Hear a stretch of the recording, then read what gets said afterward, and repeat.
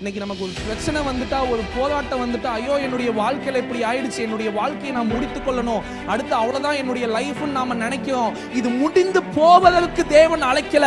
இந்த பிரச்சனையில இருந்து தான் உன்னுடைய தொடக்கத்தையே தேவன் வைத்திருக்கிறார். இந்த பிரச்சனையில இருந்து உன்னுடைய உயர்வையே தேவன் வைத்திருக்கிறார். காரணம் என்ன தெரியுமா? உன் சத்துருக்களுக்கு முன்பாக உனக்கு விரோதமாக யாரெல்லாம் எழும்பி நின்றார்களோ அவர்களுக்கு முன்பாக உனக்கு ஒரு பந்தியை ஆயத்தம் செய்ய வேண்டும் என்பது தேவனுடைய திட்டம். அதற்காக கொஞ்சம் சிறுமைப்படுத்துவார், அதற்காக கொஞ்சம் கீழே போயிட்டு இருக்கோம். இது விழுந்து போவதற்கு அல்ல, மீண்டும் எழும்புவதற்காகவே.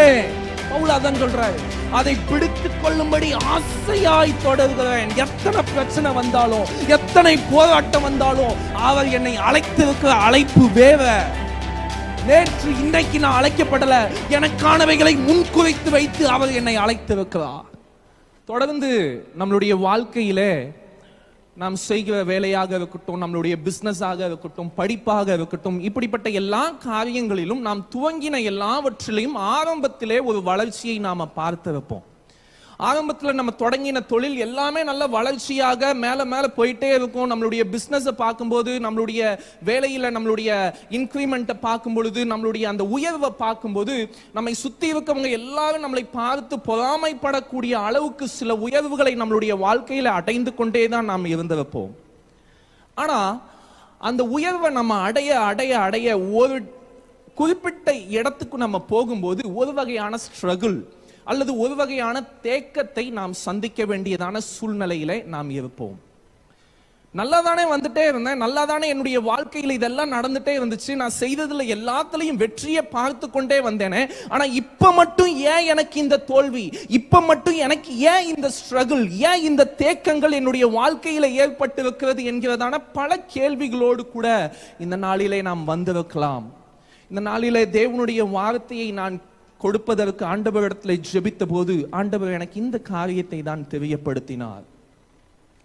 இப்படிப்பட்ட ஸ்ட்ரகிள்ல தான் இன்னைக்கு நம்ம அநேகருடைய லைஃப் இருக்கு. எப்படி இந்த ஸ்ட்ரகிளை நம்ம தாண்ட போறோம்? இந்த பிரச்சனைகள் நம்ம மத்தியில இருக்கிறதுனால நம்மளால அடுத்த நம்மளுடைய அந்த மேல போகணும் அப்படின்றதான ஒரு சிந்தனை இல்லாதபடிக்கு நம்மளுடைய சிந்தனைகள் அடைக்கப்பட்டு, அவ்வளவுதான் உன்னுடைய வாழ்க்கை முடிஞ்சது, இதுதான் உன்னுடைய நிலைமை, இதுக்கு மேல உன்னால மேல வர முடியாது, இதுக்கு மேல உன்னால ஒரு உயர்வு அடைய முடியாது அப்படின்றதான ஒரு சிந்தனையை பிசாசு கொடுத்து நம்மளை சோர்வடைய வைத்து நம்மளை இருக்கவே, நம்ம மேல போகாதபடிக்கு நம்ம எந்த இடத்துல இருக்கோமோ அதே இடத்துல நம்மளை கீழே தள்ளி கொண்டே இருக்க ஆரம்பித்து விட்டான். வேதத்திலே ஒரு நபரை நாம் பார்க்க முடியும். தன்னுடைய ஊழியத்திலே பயங்கரமாய் வல்லமையாய் எழும்பி ஊழியம் செய்ததான எலியா. பாகால் தீர்க்கதரிசிகள் அத்தனை பேரையும் கொன்று போட்டவன்.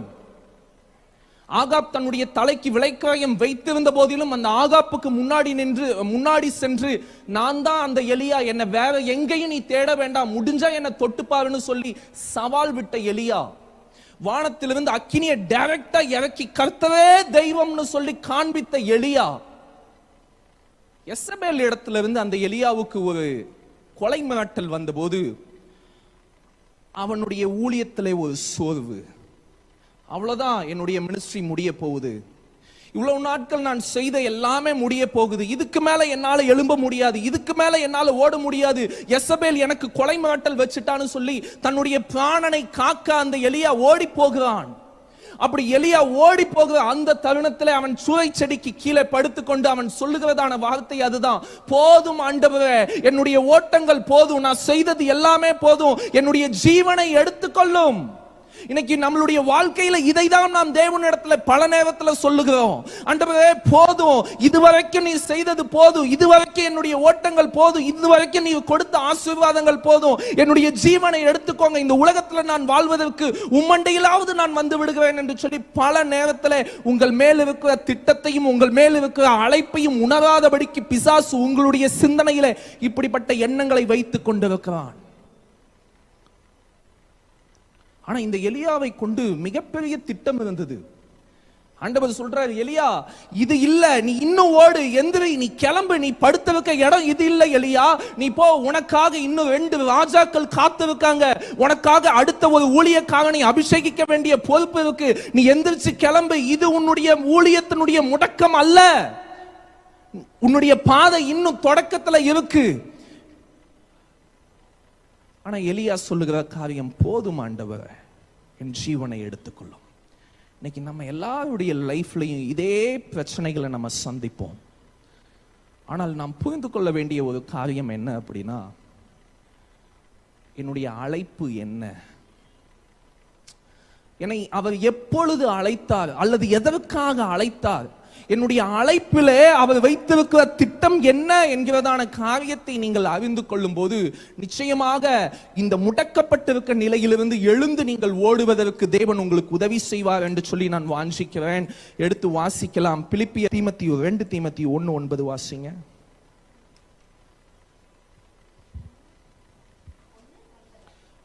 தீமோத்தேயு 1:9. அவர் நம்முடைய கிரியைகளின்படி நம்மை ரட்சியாமல் தம்முடைய தீர்மானத்தை, அந்த வார்த்தையை நல்லா கவனிச்சு பார்த்துட்டே வாங்க, நம்முடைய கிரியைகளின்படி நம்மை ரட்சியாமல் தம்முடைய தீர்மானத்தின்படியேயும் ஆதி காலம் முதல். யார்கிட்டயாவது தமிழ் மொழிபெயர்ப்பு இருக்கா? அதாவது ஆர்சி பைபிள் யாராவது வச்சிருக்கீங்களா? இல்லையா? சரி, ஓகே. நீங்க இந்த பொது தமிழ் மொழிபெயர்ப்பு அப்படிம்பாங்க, அந்த டிரான்ஸ்லேஷன்ல நீங்க கவனிச்சு பாத்தீங்கன்னா இந்த ஆதி காலம் முதல் அப்படின்னு இருக்கு இல்லையா, அந்த வார்த்தையை புரிந்து கொள்றதுக்கு கொஞ்சம் அண்டர்ஸ்டாண்டிங் ஈஸியா இருக்கும். அந்த வேதாகமத்துல எப்படி அந்த டிரான்ஸ்லேஷன் இருக்கும்னா, காலங்களுக்கு முந்திய தீர்மானம் அப்படின்னு பயன்படுத்தப்பட்டிருக்கும். காலங்களுக்கு முந்தி கிறிஸ்து இயேசுவுக்குள் நமக்கு அருளப்பட்ட கிருபை. அப்ப காலங்களுக்கு முந்தினா என்ன? காலம் எல்லாம் உண்டாகிறதுக்கு முன்னாடி. காலம் எப்ப உண்டாச்சு? வானம் பூமி இதெல்லாம் உண்டாகி 1ஆம் நாள் உண்டாயிற்று. அப்ப இந்த காலம் உண்டாகிறதுக்கு முன்னாடியே அவர் கிறிஸ்து இயேசுவுக்குள் கிருபையை நமக்கு வைத்திருக்கிறார். உங்களுக்கு கிருபையை வைத்திருக்கிறார், உங்க மேல அன்பை வைத்திருக்கிறார். அந்த அன்பை வைத்துதான் அவர் உங்களை அழைத்திருக்கிறார். அந்த வசனத்தை வாசிங்க. 2 தீமோத்தேயு 1:9. ஃபர்ஸ்ட்ல இருந்து. தம்முடைய தீர்மானத்தின்படியும் ஆதி காலம் முதல் கிறிஸ்து இயேசுவுக்குள் நமக்கு அருளப்பட்ட கிருபையின்படியும் நம்மை ரட்சித்து பரிசுத்த அழைப்பினாலே அழைத்தார். பரிசுத்த அழைப்பினாலே நம்மளை அழைத்தார். அப்ப எப்ப அழைச்சிருக்காரு? எப்ப அழைச்சார்? காலங்களுக்கு முந்தியே கிறிஸ்து இயேசுவுக்குள்ள தேவன் உங்களை அழைத்திருக்கிறார். இந்த சத்தியத்தை நாம புரிந்து கொள்ளணும். இன்னைக்கு நமக்கு ஒரு பிரச்சனை வந்துட்டா, ஒரு போராட்டம் வந்துட்டா, ஐயோ என்னுடைய வாழ்க்கையில இப்படி ஆயிடுச்சு, என்னுடைய வாழ்க்கையை நான் முடித்துக் கொள்ளணும், அடுத்து அவ்வளவுதான் என்னுடைய லைஃப்னு நாம நினைக்கிறோம். இது முடிந்து போவதற்கு தேவன் அழைக்கல. இந்த பிரச்சனையில இருந்து தான் உன்னுடைய தொடக்கத்தையே தேவன் வைத்திருக்கிறார். இந்த பிரச்சனையில இருந்தா உன்னுடைய உயர்வையே தேவன் வைத்திருக்கிறார். காரணம் என்ன தெரியுமா? உன் சத்துருக்களுக்கு முன்பாக உனக்கு விரோதமாக யாரெல்லாம் எழும்பி நின்றார்களோ அவர்களுக்கு முன்பாக உனக்கு ஒரு பந்தியை ஆயத்தம் செய்ய வேண்டும் என்பது தேவனுடைய திட்டம். அதற்காக கொஞ்சம் சிறுமைப்படுத்துவார், அதற்காக கொஞ்சம் கீழே போயிட்டு இருக்கும். இது விழுந்து போவதற்கு அல்ல, மீண்டும் எழும்புவதற்காகவே. இந்த தோல்வி நிரந்தரமானது அல்ல, இது முடிந்து போகக்கூடிய ஒரு காரியம். இந்த தோல்வி அவ்வளவுதான், கொஞ்ச நாள் தான். இந்த ஏமாற்றங்கள் கொஞ்ச நாள் தான். இதை நினைச்சு கொண்டே உங்க வாழ்க்கையில நீங்க முடங்கி விடாதீங்க. இந்த தோல்வியும் இந்த ஏமாற்றத்தையும் நினைத்து நினைத்து நினைத்து முடங்கி போய் உக்காந்துடாதீங்க. இது எல்லாமே கொஞ்ச நாள். நீங்க அழைக்கப்பட்ட அழைப்பை நோக்கி பாருங்க. இதை உணர்ந்தபடினாலதான் பவுல் பிலிப்பியர்ல எழுதுகிறார். வாசிங்க, பிலிப்பியர் 3:12-14. நான் அடைந்தாயிற்று அல்லது முற்றும் தேறினவனானேன் என்று எண்ணாமல் உலகத்துக்கு முன்னாடியே அவருடைய சிந்தனையில, இயேசுவனுடைய சிந்தனையில அவருக்குள்ள வைத்து என்னை நான் பிடிக்கப்பட்டிருக்கேன். அந்த பிடிப்புல அதை நான் எதற்காக அவர் என்னை அழைத்தாரோ, எதற்காக எனக்கு ஊழியத்தை கொடுத்தாரோ, எதற்காக இந்த பிசினஸ் கொடுத்தாரோ, எதற்காக இந்த வேலையை கொடுத்தாரோ, அதை நான் பிடித்துக் கொள்ளும்படி ஆசையாய் தொடங்குறேன். இது என்னுடைய முடிவு அல்லங்க, இப்பதான் என்னுடைய ஆரம்பமே. பவுல் அதான் சொல்றாரு, அதை பிடித்துக் கொள்ளும்படி ஆசையாய் தொடர்கிறேன். எத்தனை பிரச்சனை வந்தாலும், எத்தனை போராட்டம் வந்தாலும், அவர் என்னை அழைத்திருக்கிற அழைப்பு வேற. நேற்று இன்னைக்கு நான் அழைக்கப்படல, எனக்கானவைகளை முன்குறித்து வைத்து அவர் என்னை அழைத்திருக்கிறார். அதனால இந்த போராட்டங்களின் மத்தியில, இந்த பிரச்சனைகளின் மத்தியில, இந்த பாடுகளின் நடுவுல என்னுடைய ஓட்டத்தை முடக்கிடாமல் நான் எழுந்து ஓடுகிறேன். மீண்டுமாய் வாசிங்க தொடர்ச்சியாய்.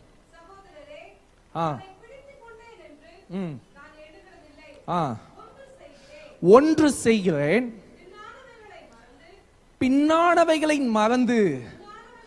இதுவரைக்கும் எனக்கு என்னென்ன பிரச்சனை வந்துச்சோ, இதுவரைக்கும் என்னென்ன போராட்டங்கள் வந்துச்சோ, இதுவரைக்கும் எத்தனை ஏமாற்றங்கள் வந்ததோ, இதுவரைக்கும் எத்தனை தோல்விகள் வந்ததோ, அவைகள் எல்லாவற்றையும் மறந்து எனக்கு முன்பாக அவர் வைத்திருக்கிறதான ஆசீர்வாதமான முன்னானவைகளை நாடி, அந்த உலக தோற்றத்துக்கு முன்னாடி அந்த கிறிஸ்து இயேசுவுக்குள் என்னை அழைத்தார்ல, அந்த பரம அழைப்பின் பந்தய பொருளுக்காக அவர் எனக்கு முன்னாடி வச்சிருக்க அந்த ஓட்டத்துக்காக இலக்கை நோக்கி தொடருகிறேன். முடிவு இல்லைங்க, இதுதான் ஆரம்பம். என் வாழ்க்கை முடிஞ்சிடும் மற்றவங்க நினைக்கலாம், என்னுடைய ரிலேஷன் நினைக்கலாம், என்னுடைய நண்பர்கள் நினைக்கலாம். இல்ல, என்னுடைய ஓட்டமே இங்கதான் ஆரம்பம். இந்த பிரச்சனையில இருந்தா ஒரு கம்பேக்கே நான் கொடுக்க போறேன். இங்க இருந்துதான். காரணம் என்னன்னா, இந்த அழைப்பு எனக்கு கிடைச்சது நேத்து இன்னைக்கு கிடையாது. இந்த பரிசுத்தவான்களுடைய ஓட்டத்துல நான் அழைக்கப்பட்டது நேற்று இன்றைக்கு கிடையாது. உலக தோற்றத்துக்கு முன்னமே அவர் என்னை முன் குறித்து அழைத்திருக்கிறார். இந்த சத்தியத்தை நீங்கள் அறிந்துட்டீங்கன்னா உங்களுடைய வாழ்க்கையில ஒரு உயர்வு இருக்கு. இன்னைக்கு அறிந்திருக்கிற இன்னைக்கு நீங்க ஜெபிக்கக்கூடிய காரியம் அதுதான். ஆண்டவரே, இந்த தோல்வியாகவே இல்ல ஆண்டவரே, இந்த ஏமாற்றமாகவே இல்ல ஆண்டவரே, இந்த லாஸ் எல்லாம் லாஸாகவே இல்ல ஆண்டவரே, மீண்டும் ஒரு உயர்வு உண்டு, மீண்டும் நான் எழும்புவேன், கழுகுகளை போல செட்டைகளை அடித்து நான் எழும்புவேன்னு சொல்லி ஒரு கொஞ்ச நேரம் நம்ம எழுந்து நம்ம ஜெபிக்கலாம். இதுவரைக்கும் நடந்தவைகள் எல்லாவற்றையும் மறந்து விடுங்க. இதுவரைக்கும் நீங்க சந்தித்த ஏமாற்றங்கள், தோல்விகள் எல்லாவற்றையும் மறந்து விடுங்க. தேவன் இன்றைக்கு உங்களுக்கு கற்றுக் கொடுத்திருக்க காரியமா என்ன அப்படின்னா, இது முடிஞ்சதுன்னு நீ நினைக்காத. இனிமேதான் உன்னுடைய ஆரம்பமே, உன்னுடைய தொடக்கமே இனிமேதான். ஏனென்றால் உன்னை நான் அழைத்தது நேற்று இன்று கிடையாது. உலக தோற்றத்துக்கு முன்னமே என்னுடைய சிந்தனையிலே நீ இருந்திருக்க. உன்னை பெயர் சொல்லி அழைத்திருக்கிற